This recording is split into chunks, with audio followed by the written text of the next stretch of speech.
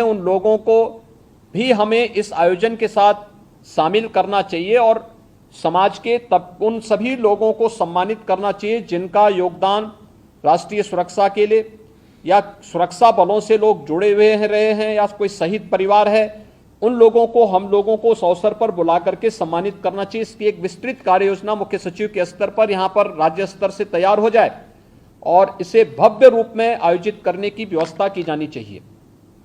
अच्छा होगा कि बेसिक शिक्षा परिषद और माध्यमिक शिक्षा परिषद के बच्चों को प्रभात फेरी निकाली जाए उस दौरान, स्वच्छता को लेकर के, जल संरक्षण को लेकर के, वृक्षारोपण को लेकर के, शहीदों के चित्रों को लेकर के प्रभात फेरी निकले और फिर वहां पर उस आयोजन को विद्यालय परिसर में सांस्कृतिक कार्यक्रम के साथ साथ राष्ट्रभक्ति के गीतों के साथ हम इन कार्यक्रमों को आगे बढ़ा सकें। आखिर देश की आजादी के अमृत महोत्सव कार्यक्रम का कोई मतलब तो होना चाहिए और उसे हम कैसे आगे बढ़ा सकते हैं, इस दिशा से हमें इन कार्यक्रमों के साथ जुड़ने की आवश्यकता है। आयोजन जो 10 से प्रारंभ होंगे, सेक्टर प्रणाली हम सख्ती के साथ लागू करें। 9 या 10 जुलाई से प्रारंभ होने हैं और 15 अगस्त तक चलेंगे। हम इन सभी कार्यक्रमों में पूरी सतर्कता बरतें।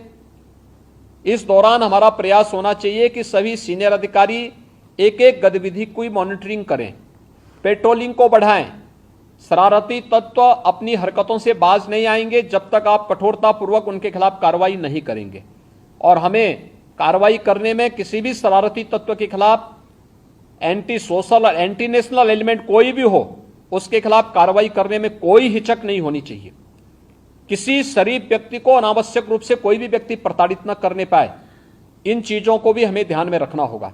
लेकिन जो लोग सुरक्षा के लिए खतरा बने हुए हैं, उनके साथ किसी प्रकार का कोई रियायत बरतने की आवश्यकता भी नहीं है और इसलिए सेक्टर प्रणाली तत्काल लागू करते हुए बकरीद के कार्यक्रम को सभी मुस्लिम धर्मगुरुओं के साथ संवाद बना करके बेहतरीन तरीके से, शानदार तरीके से स्वच्छता के मानकों का ध्यान रखते हुए जो पहले से ही व्यवस्था बनाई गई है कि किसी सार्वजनिक स्थल पर कोई भी ऐसे कार्यक्रम हम नहीं होने देंगे जो अनावश्यक ट्रैफिक को जाम करता हो।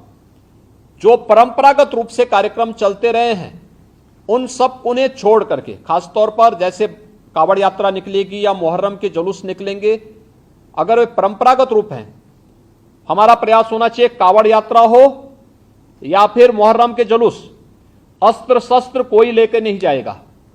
पहले से हम सुनिश्चित करेंगे, हम संवाद बनाएं।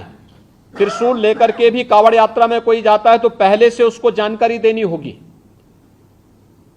उस व्यवस्था के साथ बताइएगा। लेकिन कोई नंगी तलवार लेकर के जाएगा, इसकी अनुमति मत दीजिए। छुरा लेकर के जाएगा, इसकी अनुमति मत दीजिए। एयरगन लेके जाएगा, इसकी अनुमति मत दीजिए।